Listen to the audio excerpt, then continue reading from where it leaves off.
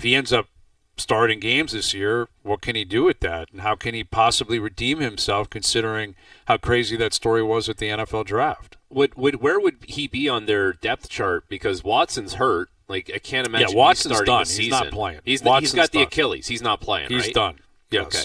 So where's Sanders? Well, they drafted a kid ahead of him that plays quarterback, and then they have a couple of veterans there. So I think he's third or fourth right now, which you're not keeping 3 or 4 quarterbacks. I mean, clearly.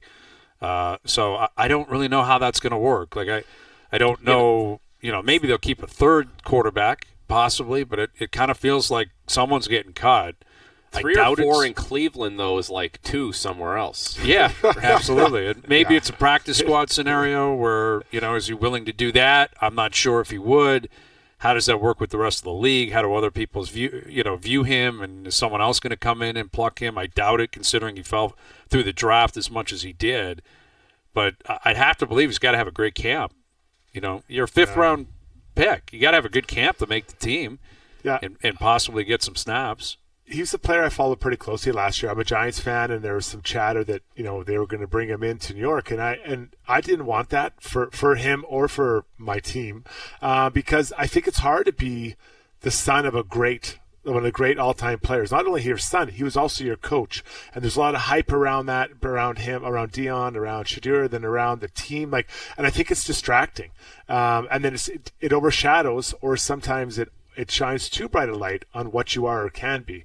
I think the best thing for him that could honestly happen is to just get buried, whether it's a third string. I don't know, going the practice swing squad is the best. Get third string, just get your reps and just try to hide and build your own thing. Because it's hard, Frankie. Like, you're just, how do you stand on your own, and how good is he? Well, think about this, right? We all have certain skills, right? As hockey players, we had skills. Football, you're a quarterback, you can sling the ball.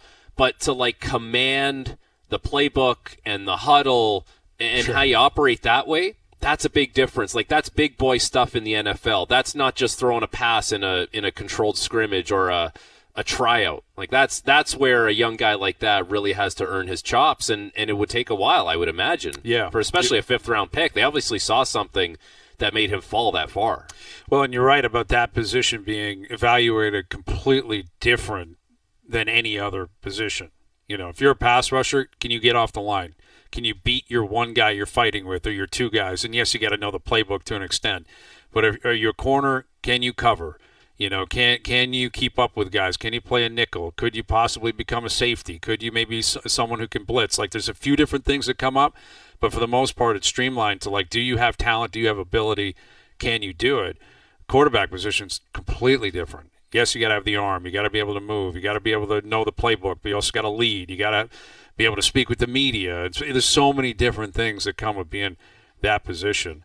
Here's a guy that obviously covers the game and knows it very well. CFL, NFL. He's down at Bills camp. Here's Dave Naylor. Now, again, we were stumbling across the Browns because I'm sure you saw the video earlier of them unveiling their alternate helmet, and a staff member fell into the lake, and it's just so typically Cleveland. But then that brought us to the Shedeur Sanders conversation, and where he ranks for us in terms of intriguing, training camp stories. Where would that rank for you? Oh, it's up there. I'm hoping to be in Cleveland 2 weeks from now, make a visit through there, and who knows what will have evolved by the time I get there. And I think there's a few things that play into it besides the dynamic of Shedeur and just what happened in the draft. It's the Browns, right, who have now had a 25-year history of an inability to identify a franchise quarterback. Then you throw in all the quarterbacks they've got in the mix, from the kid from Oregon who they took before they took Sanders, to Joe Flacco, and I mean, it's just, you've got so many quarterbacks in camp to kind of shake down. And the Sanders thing is one of the more amazing things I've ever seen. I mean, I was at the NFL Combine in February, early March this year, where he was there. I was at his podium performance. I was kind of shocked by it and wondered what NFL teams would think about it. And, it can be a really thin line between, we'd love to have that guy on our team to we wouldn't want that guy on the team. And the quarterback thing like it, and it's funny because I cover a guy who is, I hesitate to use the word perfect, but when you watch the way Josh Allen conducts himself, whether it's at practice, after practice, with the fans, with the media, like he could teach a class on kind of how to lead a team and be that guy.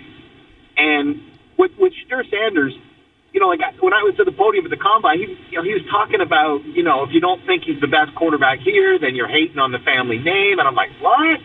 Somebody had a great line about the way Shedeur Sanders treated the Combine, the whole pre-draft process, was he treated it like he was on a recruiting trip instead of a job interview.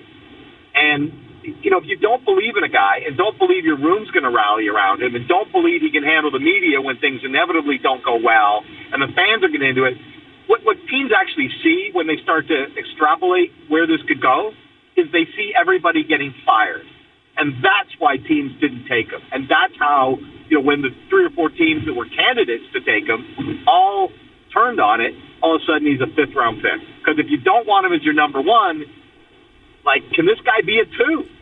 Like, that's the question. And, the last thing teams want in a number 2 is somebody who's going to attract a lot of attention. And Shedeur Sanders, by his nature, is going to do that.